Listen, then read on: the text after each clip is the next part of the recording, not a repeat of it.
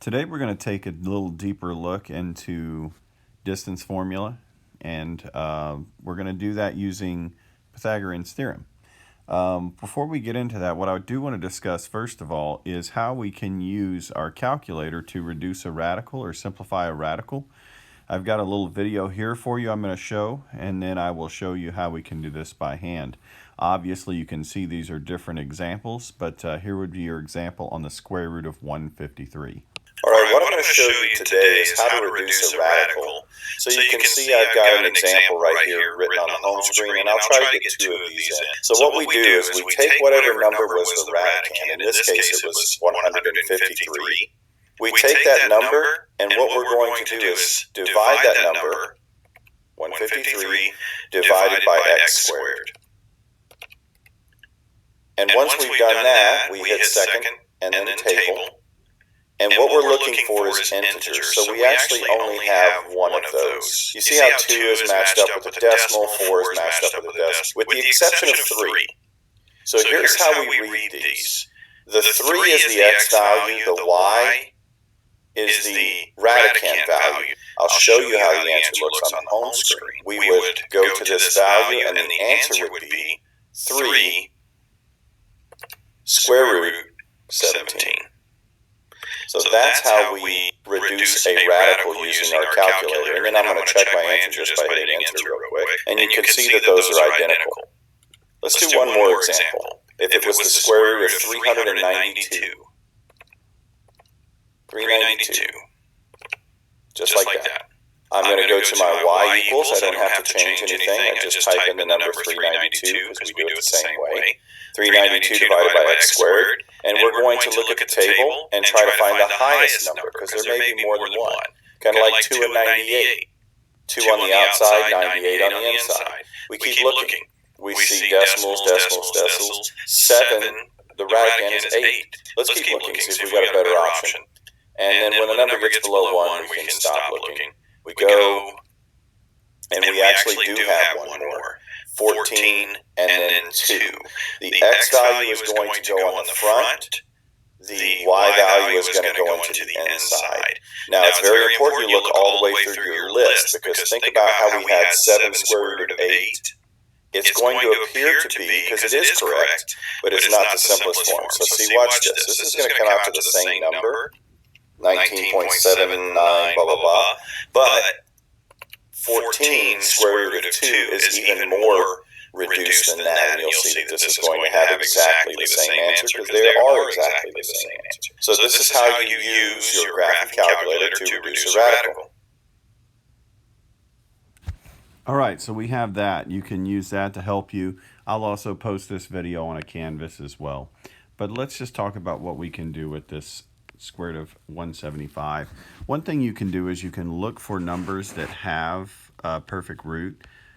Usually if it ends in 5, 25 is one of those numbers. Kind of like this one.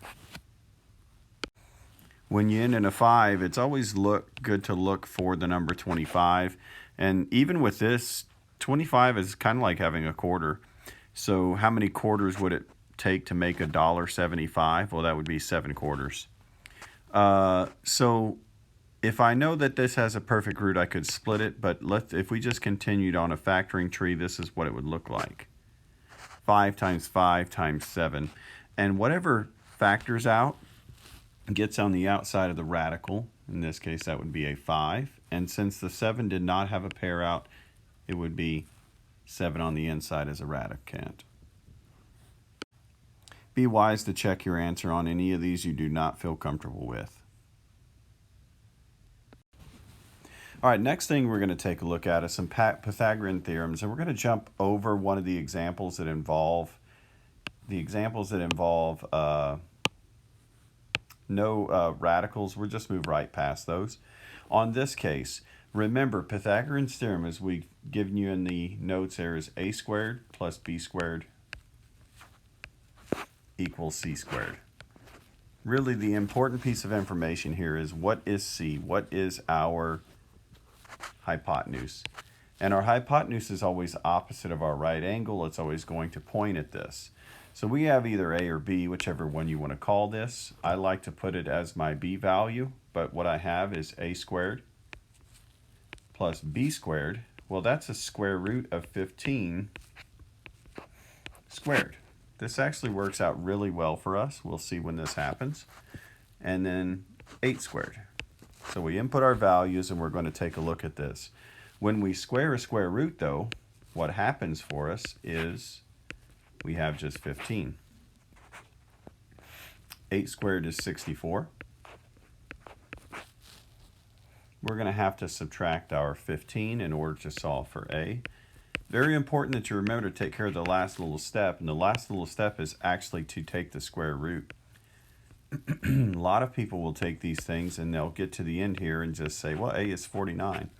We got a major problem though when we do that, because our hypotenuse is supposed to be the largest side, and we've got one clearly greater than 8, so we've got to take the square root to get the A by itself. When you take a square root of a number, it's positive and negative, but since we are talking about a side of a triangle, we are just going to use the side of 7. Square root of 49 is 7. That would be our missing piece.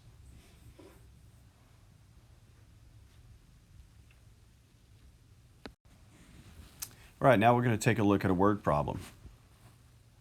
A lot of times it's really a good idea to illustrate these things. So make sure that you do that. It says a 40-foot ladder is set against the side of a house so that it reaches up 24 feet. If Aiden grabs the ladder at its base and pulls it 5 feet further from the house, how far up the side of the house will the ladder now reach?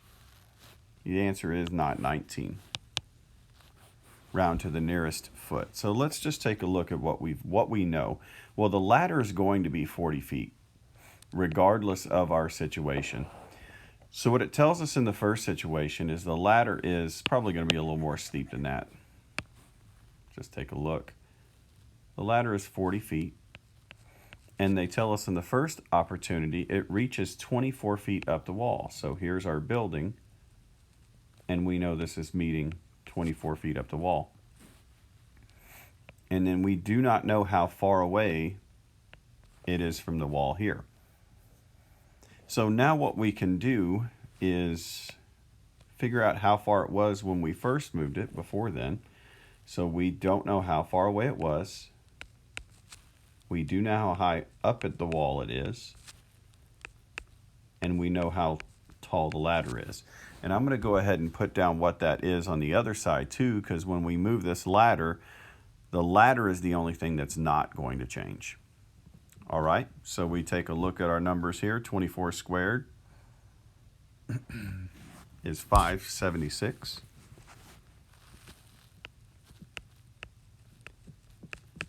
40 squared, 1600. And then, of course, A squared is here. Next step, we need to subtract our 576 from both sides.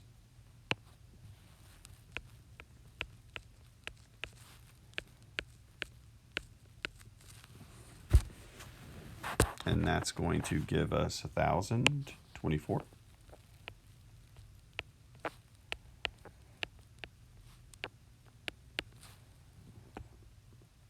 And we need to take the square root of that, which is 32.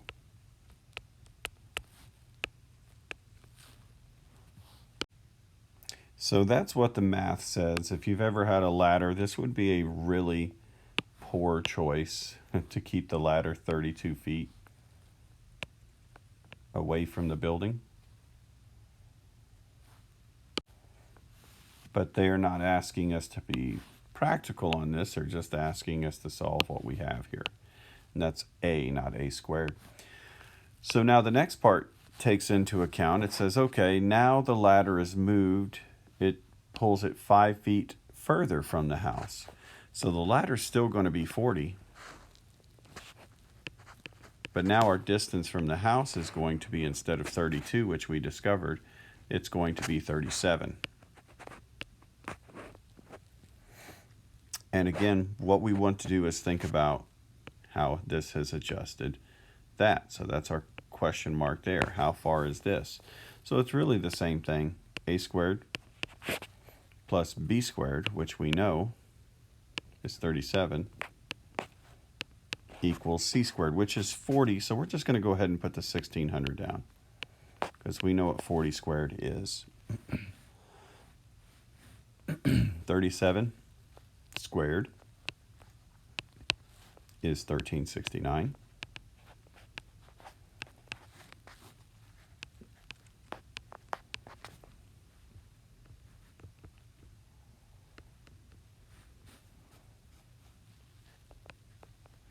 When we subtract that from 1600, we end up with 231.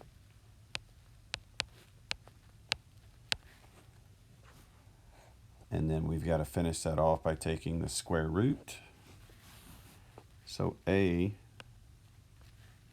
would equal, it ends up being 15.19. But again, it told us to round to the nearest tenth of a foot. So this is going to round up to 15.2 feet. And that makes sense because if we move it further from the building, obviously, as I grab this end right here and start to pull it away, it's just going to slide down this wall further and further. And moving it 5 feet moves it down the wall 9 feet in this particular scenario.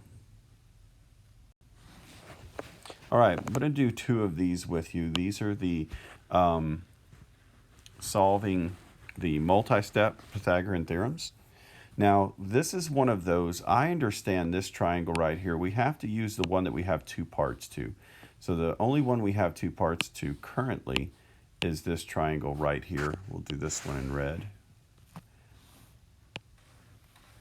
Now, I've done a lot of these triangles, so I actually know what this missing side is. This is a Pythagorean triple. There's a 3, 4, 5 triangle or any factor therein. So I know this side is actually 6. It's probably a good idea to kind of develop that because, as you can tell in this scenario, I'm able to just get an answer. But we're going to do this out anyway. So we know we have this. A missing side plus a side of 8 equals a side of 10, the hypotenuse. A squared plus b squared equals c squared. So we know that this is 64. And we know 10 squared is 100. We are subtract our 64 from both sides. A squared equals 36, which means A equals 6.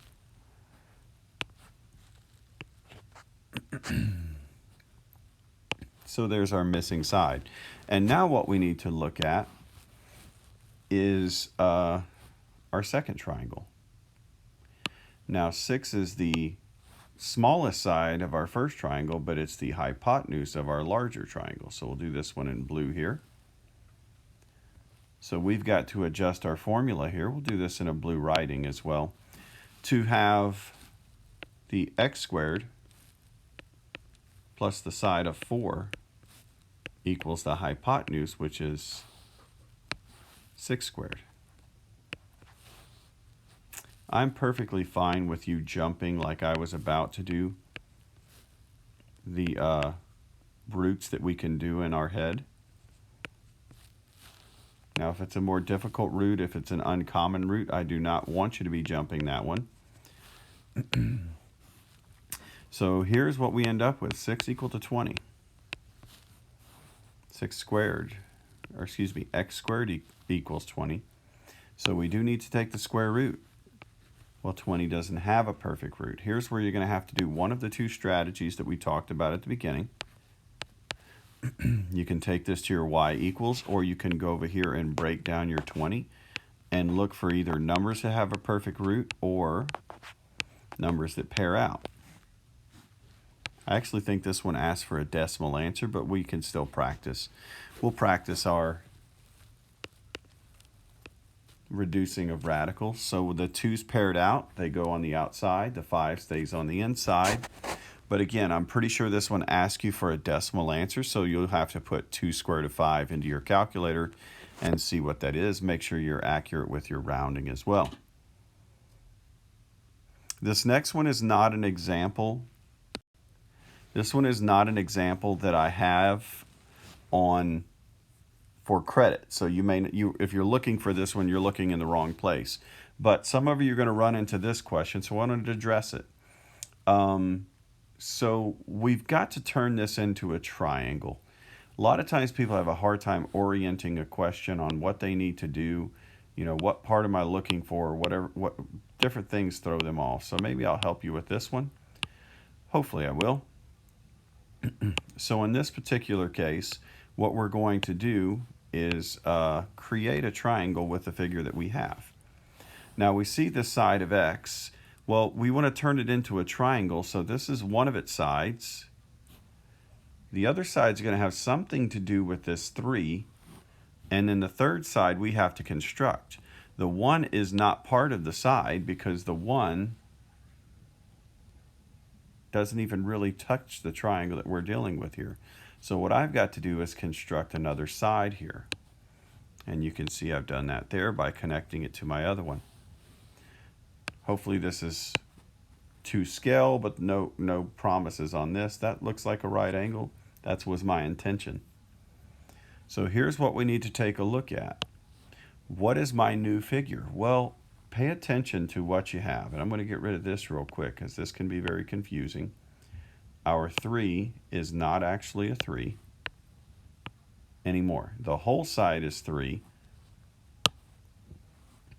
From here to here is 3.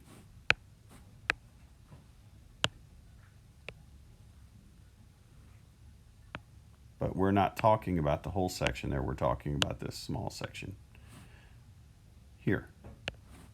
And it's really not unknown because we know this whole thing is 1 or 3, and this segment here is 1, which means this segment here would also be 2. Now, since I drew parallel lines, and you can see we have a rectangle, so this side over here would also be 5. So now I have my right triangle, and I'm missing the hypotenuse. It's going to be leg squared plus leg squared equals my hypotenuse squared, which in this case is unknown. So we'll have 4 plus 25 equals x squared. 4 and 25 make 29. When I take the square root of this one actually does not reduce as a radical, but I believe the question asked me to put it in decimal form and round. So we'll see what the square root of 29 is. Square root of 29 is 5.385.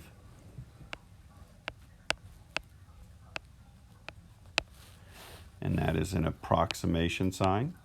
And it actually asked for the tens place, so this would round up to 0.4. So that's how we would construct that. You've just got to have an eye for the triangle that you're going to want to create.